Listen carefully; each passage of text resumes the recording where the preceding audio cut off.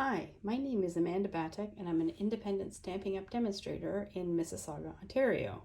Today I want to show you a quick tip on how to do masking, which is applying a mask over multiple stamped images so that you don't get overlap between them. Today I'm going to demonstrate this with the Taco Fiesta stamp set, which has tons of cute images of food, which is one of my favorite things, tacos and hot peppers, guacamole, etc. And many of them are perfect for overlapping. So I'm going to show you how to do this, which is quite simple. What we're going to need are Post-it notes, some ink, so I'm going to use a Memento, and a pair of scissors. And then, of course, whatever it is you're going to stamp. So this is the basic procedure that we're going to follow. And the way I like to remember it is you start with the foreground, so what image you want in front, and then you start to move towards the background. So for today's example, I'm going to show you using the cactus stamp and the hat stamp, how to create the hat on the cactus without any overlap. So if I was to just stamp directly without thinking about it too much, I've got the cactus, and then if I stamp the hat on top, I would get this overlap, which is not what I'm looking for, and it looks a bit crowded. So instead, the way we do this is you think about what image do I want in the foreground or at the front of the image. And in this case, I want the hat in the front. And so I will stamp that on my cardstock where I want it. All right, I'm going to stamp it a second time on a Post-it note. And it can just be a scrap, and I'm going to make sure I do it over where the glue is on the Post-it note. All right, and we're going to create a mask, and we can use this Post-it note several times. So with my paper snips, I'm just going to quickly cut this out. And you want to go right along the line or even just slightly inside. And for this particular stamp set, although you can certainly, there are no dies, so if you want images cut out, you have to fussy cut them. It really isn't that difficult. All right, so I'm going to cut out my hat, my sombrero.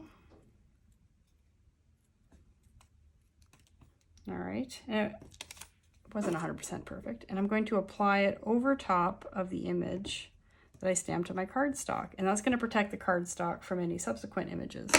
All right, and now I'm going to stamp my cactus, and I'm going to overlap it with the mask, but that's okay because the Post-it note of the hat is going to cover the image. And then I remove the mask, and lo and behold, I have the sombrero in the front and the cactus in behind, which is exactly what I wanted.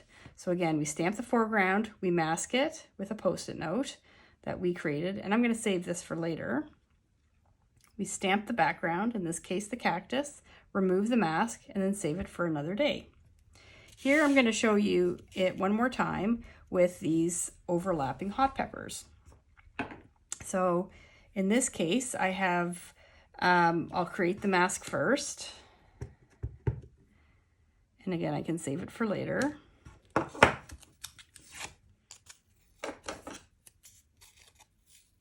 Again, it's not difficult to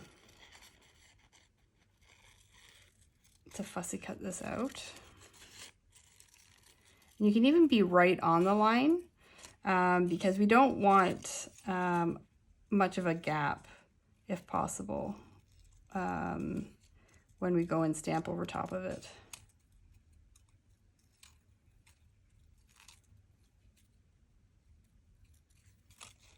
All right, there we go.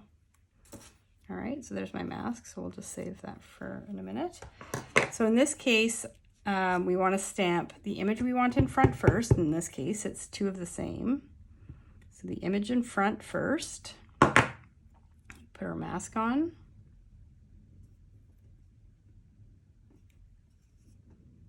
Oh, that's not quite right.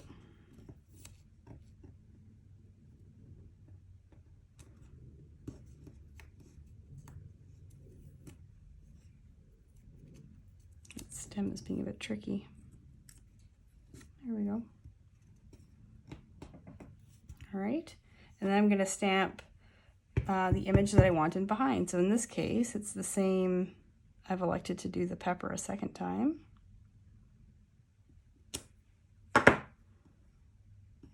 And then we remove the mask.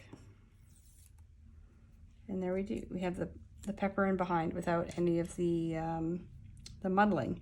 So I would now go ahead and fussy cut these images. Of course, another alternative is you could have stamped these two images separately, colored them, fussy cut both of them, and then layered them. However, if you don't want to get into fussy cutting and you just want everything stamped on a flat piece of cardstock without layering, then masking is the way to go. So again, here's an example of a card which has a simple layering, and there's lots of different examples of where you can do that. So I hope you found that helpful. Again, my name is Amanda Batek, and I call myself the Hoppy Stamper because I do like frogs. And I hope that you find this helpful. Thanks very much. Bye.